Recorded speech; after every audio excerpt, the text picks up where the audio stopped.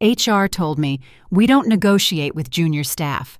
I agreed and accepted an offer from their top client who needed an expert on their system.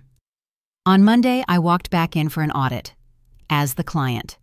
My name is Emily Rivera. I'm a systems analyst at a mid-sized tech company in Chicago. Or I was depending on where in the story you catch me. I worked in back-end integration, the kind of job where your wins are invisible and your mistakes make front-page drama in the Monday morning all hands. Most of what I did lived behind dashboards and compliance reports, buried under acronyms no one but I ever bothered to understand. I liked it that way. Quiet, clear, clean. Except nothing stayed clean at Corvix Tech. After 2 years of carrying broken systems on my back, I finally asked for a raise. I didn't kick down the door. I scheduled a proper meeting with HR. I brought metrics, printed documentation, even color-coded highlights of every vendor incident I'd single-handedly resolved. I came prepared, professional, hopeful. Denise from HR didn't even open the folder.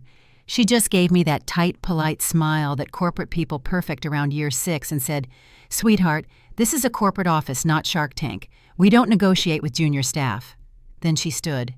Meeting over. I didn't argue, didn't beg, just walked out with the same steady step I walked in with. But something cracked a little inside me. Not loud, not visible, just a soft internal click, like a lock turning. Because she meant it. I wasn't Emily the analyst who stopped a $60,000 billing error last quarter. I was just junior staff. Replaceable. Background noise. Back at my desk, Brad was spinning in his chair, throwing M&Ms into a coffee mug like it was some kind of sport. He looked up just long enough to ask if I could make the Q3 usage graph look more optimistic. Not more accurate, more optimistic. I nodded. That was my thing. I nodded. I delivered.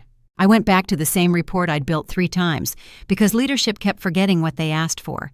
Every chart he flashed in his presentation was backed by queries I custom wrote. Every outage they bragged about avoiding had me behind the scenes debugging at midnight. But to him, I was someone who helped with formatting. There's a loneliness to being invisible in plain sight. It's not the same as being ignored. It's worse. It's being observed, counted assigned tasks, and still not mattering. Still not being seen. I didn't rage quit. I didn't storm out with a cardboard box and dramatic playlist. I stayed, because I'm not the kind who leaves messes behind.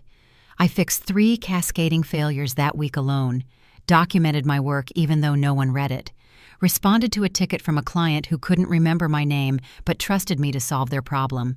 At night, I drank the same gas station tea and stared at the same cracked browser window until the lines of code blurred. On Slack, my icon was always green. No one ever said thank you.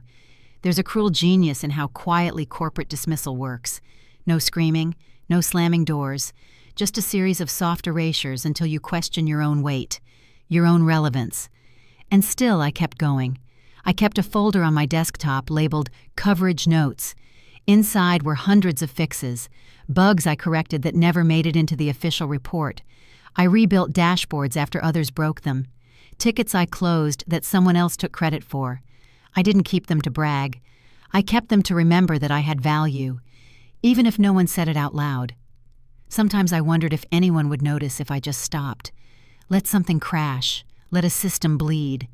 But I wasn't wired that way. I couldn't let things burn even when the fire wasn't mine. So I stayed. But I also watched, took notes, paid attention to who cared and who didn't. And slowly I stopped hoping to be seen. Started wondering what might happen if I just stopped waiting for someone to recognize me. Started planning what it would look like if I left on my own terms. Denise called me junior like it was a curse. Brad acted like I was his assistant with a better title. But I knew what I'd done. What could I do? What I was capable of if someone let me lead? They called me noise. They had no idea I was the frequency that held everything together. And one day, I was going to make them hear it. All of it. Most nights, I was the last one out. The office lights would dim in patches, motion sensors confused by my stillness, and the only sounds left were the hum of the vending machine and my fingers tapping out another fix no one asked for, but everyone needed. I'd sit with stale tea and half a granola bar, unraveling code that had been duct-taped together by interns 2 fiscal years ago. While the others argued over lunch orders or compared vacation days, I was patching a sync error that had been bleeding client data across 3 platforms. I cleaned it up without fanfare, just closed the loop, made the notes, and moved on. Brad never knew it happened. He was busy giving a virtual tour of our emoji library to the new marketing hires. Once a contractor accidentally wiped out an entire user credential table. I restored it from a backup I'd built on my own initiative because I never trusted the official ones. It took me 4 hours and 3 versions to get it stable. No one noticed. The issue never made it to leadership. Brad congratulated the contractor for staying calm under pressure. My name never came up. There was a moment I remember vividly. A Slack message from a sales manager who couldn't access a vendor report. The system had failed to generate the output because someone had updated the export logic without regression testing. I rebuilt the function, rewrote the logic, and got her the report before she even finished typing her follow-up complaint. She replied with a thumbs-up emoji. That was the thanks. I didn't fix things for gratitude. I fixed them because I couldn't stand watching things break. I couldn't stomach the idea of a system failing when I knew how to prevent it. Somewhere along the line, that instinct became invisible. Expected. Like I was part of the furniture. Stable. Predictable. Forgotten. Brad once said in a team meeting that what made our department strong was collaboration. He meant his buddy Tyler, who built a dashboard that broke under load testing. Meanwhile, I was quietly rewriting the API gateway logic so it wouldn't collapse under traffic spikes. I didn't correct him. I just smiled, took the note, went back to work. Behind the curtains, I kept the system breathing, and they never knew. Or maybe they just didn't care. I found the leak on a Sunday morning tucked deep in a billing reconciliation script no one had touched in months. It was small at first, a misrouted line item that failed to flag under 2 specific conditions. But when I traced it back, the same issue had been quietly draining revenue for at least 3 months, close to $20,000 a month, just evaporating. I built a custom query to isolate the pattern, ran it twice, to be sure, then looped in finance with the evidence. They fixed it. Brad sent a company-wide email thanking the data integrity team for their vigilance. I wasn't on that team. I wasn't on the email. There was no follow-up, no acknowledgement, just a new spreadsheet in the shared drive and a quiet sigh from the CFO when I passed him in the hall. I didn't correct the record, not out loud.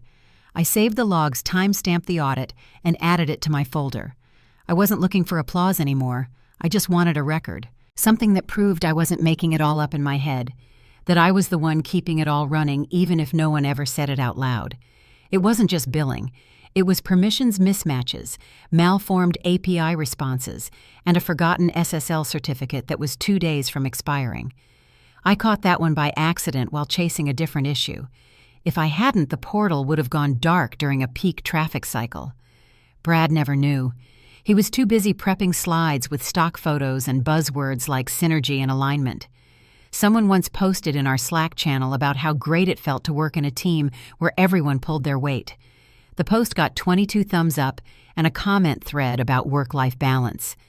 I was reviewing dependency conflicts in our staging environment because the last deploy almost took down reporting. No one asked where I was. I didn't leave because I was angry. I stayed because I wanted to understand just how deep the neglect went. I wanted a complete picture before I stepped away, because I knew eventually someone else would ask what happened. And when that moment came, I wanted to be ready with everything they'd failed to see. The message came late on a Thursday, tucked between a marketing blast and a calendar invite I didn't remember accepting. The subject line was simple. Quick question. The sender was James Tran, a senior systems engineer from Halvix Logistics, one of our oldest vendor clients. He wasn't someone I worked with directly. We'd exchanged maybe 2 emails, both CC'd, both forgettable. But he remembered me. In his note, he asked if I was the one who had fixed their contract portal during the last outage, said he'd come across my name in a ticket trail and thought it sounded familiar. I stared at the screen for a full minute before typing back. We met that Saturday at a coffee shop downtown. It was quiet glass walls, clean lines, the kind of place where everything smelled like cinnamon and precision. He was already seated, 2 lattes on the table, one waiting for me. I didn't even have to order. He remembered I took mine with oat milk. That alone felt like more attention than I'd received from my own team in months. He didn't waste time. Said they were doing some internal reviews, vendor audits, and a few names kept popping up. Mine included. He told me they'd been watching patterns. Whenever something critical actually got done, my initials were in the logs. When things stayed broken, they weren't. He laughed a little and said I had a digital fingerprint. I didn't know what to say. I was used to being overlooked, not recognized, definitely not remembered by a client. Then he asked if I was open to consulting. Nothing formal, just a short-term engagement to help clean up some of the mess they were uncovering. Vendor side, of course, meaning my current company was part of that mess. He said it carefully, like he didn't want to offend me. I told him I wasn't offended. I told him I was listening. He slid a plain folder across the table. Inside were access logs, error reports, and system flags that all traced back to code my team was supposed to manage. I recognized most of it. Some of the bugs were mine, or rather, they'd been mine to fix. I had the receipts. I walked out of that cafe with a name, a number, and the kind of quiet fire that only comes when someone finally looks you in the eye and says, "We see you." For the first time in a long time, I didn't feel invisible. I felt inevitable. By day, I was still Emily Rivera, the junior analyst. Nobody copied on emails unless something was already broken. I sat through meetings where Brad explained dashboards I built without ever mentioning my name. I wore the same neutral cardigans, answered the same support tickets, and nodded at the same passive-aggressive comments about being a team player. But by night, I was something else entirely. I logged into Halvix's secure sandbox the way some people open a second phone. Different machine, different badge, different rules. My fingers flew across keys with purpose, tracing error chains, mapping credential flows, rebuilding what someone else had left in shambles. There was no red tape, no sign-offs, just problems and me fixing them in real time. The work wasn't easy. It required surgical precision, late hours, and silence. But it felt good. It felt earned. Each file I cleaned, each pathway I restored, was a quiet rebellion, a way of saying I matter, even if only here. James called it Phase 0. He said the audit was coming, and they needed someone who knew where the bones were buried. I laughed harder than I should have. I'd buried half of them myself. Now I was unearthing them with steady hands and clinical detachment. No one at my day job knew. They saw the same quiet girl in the same outdated flats, still pulling late nights for reports that would be copy-pasted into someone else's slide deck. Brad stopped by once and asked if I was getting enough rest. I smiled and said I liked to stay ahead. He nodded proud, then walked off to give a presentation on resilience. In truth, I'd never felt more alive. At home, my desk became a war room. Sticky notes, printouts, diagrams of Halvix's infrastructure layered over snippets of legacy code I'd memorized months ago. I tracked file names, certificate expirations, and half-finished fixes someone had claimed were completed. I wasn't just spotting errors. I was building the map of the coming reckoning. I knew it wouldn't last forever. The moment would come when double lives couldn't coexist. But I wasn't afraid. I was ready. Because while they were busy pretending I was no one, I was becoming the one person who could bring the whole house down and walk away clean. I didn't want revenge. Not really. I wanted recognition. But if vengeance was what the job required, I was happy to deliver it with a bow. The lobby smelled the same, printer toner and recycled ambition. But this time I wasn't walking in with a frayed tote bag and a badge that barely scanned. I had a clean navy blazer, a guest pass clipped to my lapel, and a laptop full of evidence. The security guard waved me through without even glancing twice. My name was on the list now. High clearance, external compliance lead, different door, same building. The elevator ride up was quiet, just the low hum of cables and my own pulse in my ears. At floor 7, the doors opened, and I stepped into the same hallway I used to shuffle through half asleep, clutching a travel mug and hoping no one noticed how exhausted I was. This time, heads turned. Recognition rippled through the office like a dropped glass. People didn't know whether to wave or look away. I walked straight past them. Outside the glass conference room, Denise was already waiting. Same overconfident posture, same stainless steel water bottle gripped like a moral compass. But her smile faltered when she saw the badge on my chest. Her eyes dropped to the label, then darted back up. I watched her realize this wasn't a friendly check-in. This was business. Brad was inside, seated near the projector, laughing too loudly at something on his phone. He didn't see me at first, didn't register the shift in the air until Denise pushed open the door and said my name like it hurt her mouth. The room turned. Greg, the VP of Operations, actually knocked over his coffee while trying to stand. I didn't flinch. I slid into the head seat, the one I'd never even looked at when I worked here. I opened my laptop slowly. The first slide filled the screen.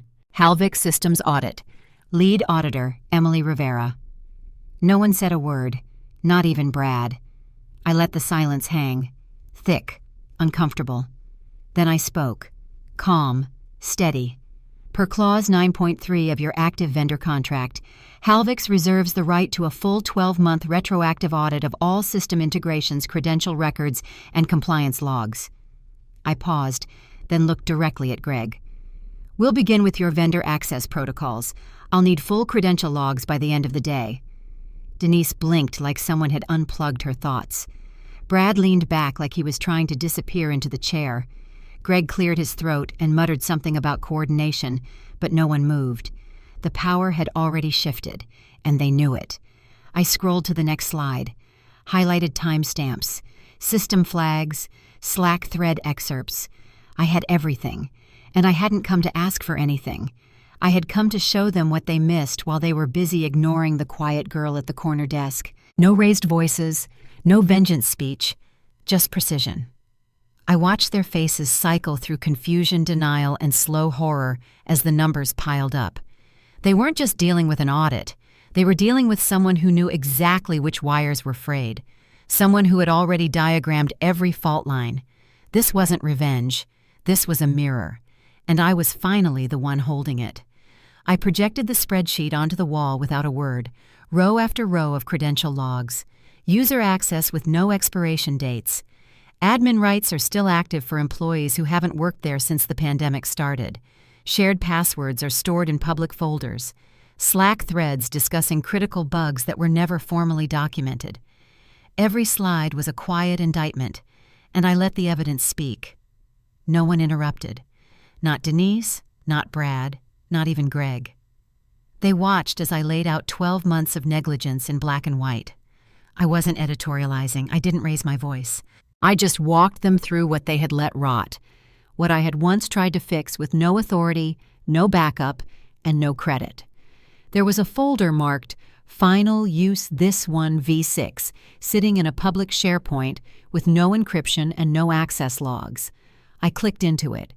Inside was a master password file last modified by an intern and accessed 3 times from out-of-network IPs. I turned to the table steady as a surgeon. This is non-compliant.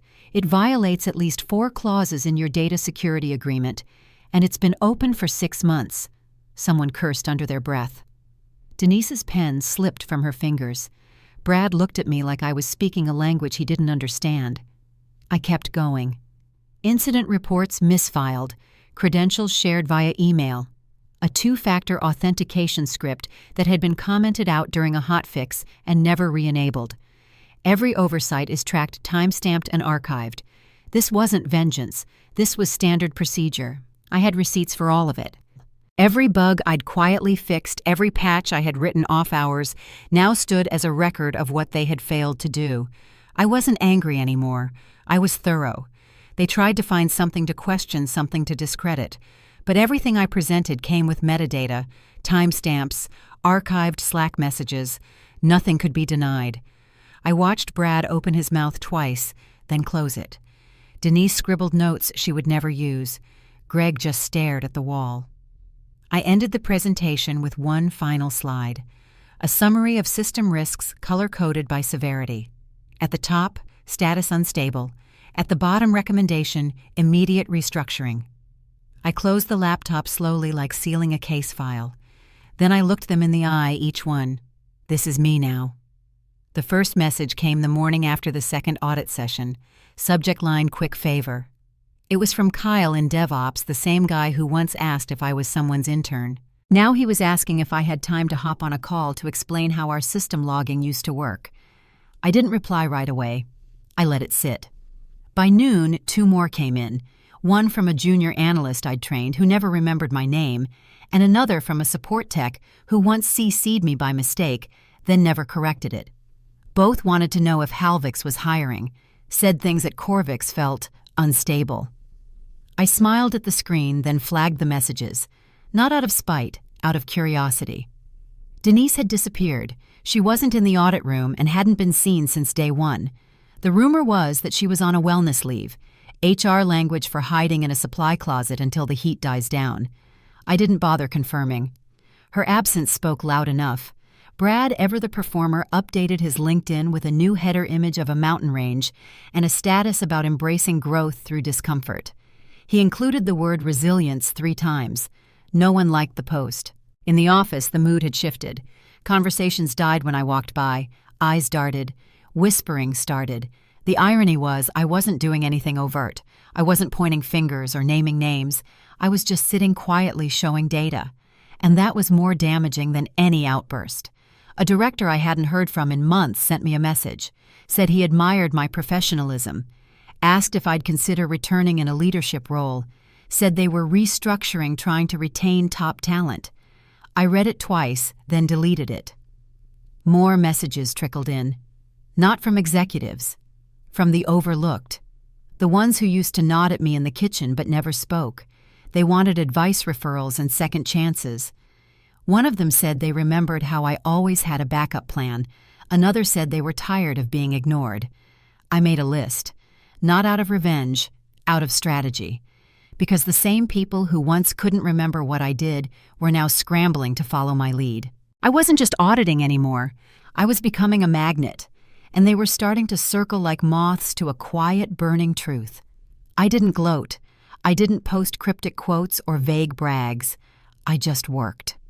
Because while they were realizing the walls were caving in, I was already standing outside, blueprint in hand, watching it all unfold, one unread message at a time. The badge clipped to my blazer read, Director of Systems Integrity. My office had a door. My email signature carried weight. I was now overseeing audit compliance and vendor transitions across all Halvix contracts. The same systems I once had to beg for access to were now being reviewed under my authority. Full Circle doesn't even begin to cover it. Conference Room 3B had new chairs, fresh paint, and a working projector. But the bones of that room were the same glass walls, same weird echo. Same table where I once sat with a binder full of metrics, only to be dismissed with a tight smile and a line about junior staff. I never forgot that. This time, the seat at the head of the table was reserved for me. I set my laptop down, opened a single folder, and waited. The door opened right at 2 p.m. Denise walked in, escorted by a Halvix liaison. She looked smaller somehow. Or maybe it was just that I was finally seeing her without the filter of power. She sat across from me, hands folded, jaw set, like she was bracing for impact. I didn't rush. I didn't gloat. I opened the folder slowly and slid a document across the table. 3 words in bold, across the top, termination recommendations. Her name sat halfway down the first page, bracketed between 2 others I'd personally audited into irrelevance. She didn't speak, just stared at the paper like it might bite. Her fingers trembled slightly as she reached for it. I let her read. I gave her the dignity of silence, something she never gave me. I stated the findings plainly. Failure to implement corrective protocols. Breach of vendor compliance policy. Repeated documentation negligence. Each line is backed by logs and timestamps. I didn't raise my voice. I didn't need to. The truth was heavy enough on its own. She looked up, eyes wide but defiant. I met her gaze, unshaken. Then I said the words I'd waited years to deliver. Not with fire, not with rage, just precision. We do negotiate now, but not with people like you. She blinked. Once, twice, then stood without a word, took the paper, walked out. The room stayed quiet after she left. I closed the folder, shut my laptop, and leaned back. No applause, no victory music, just the soft hum of the air system and a feeling that settled deep in my spine. Resolution. I used to wonder if I'd ever get the chance to tell my story, to prove that the work mattered, that I mattered. I don't wonder anymore. I love it. Every system we clean, every audit we lead, every quiet fix we document. This is what happens when the overlooked take the wheel. Not everyone gets to come full circle. But when you do, don't waste it proving a point. Make it better than they ever expected. Make it undeniable. And if the ones who underestimated you finally look up, let them. Let them see exactly who you became without their permission.